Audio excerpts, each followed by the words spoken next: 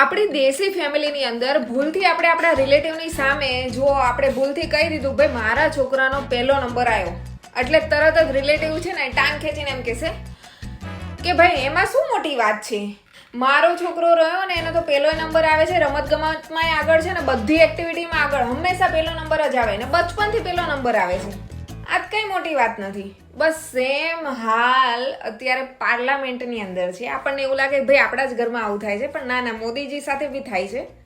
આપણા પ્રધાનમંત્રી સ્ટુડન્ટ પ્રોટેસ્ટને લઈને anti paper leak bill pass કરવા ગયા તો આ ઓપોઝિશન વાળા જોઈ લો શું કહે છે.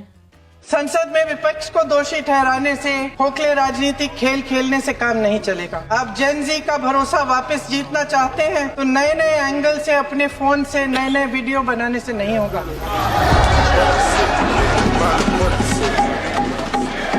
प्रधानमंत्री जी को कैमरे का एंगल नहीं दिल का एंगल बदलना पड़ेगा.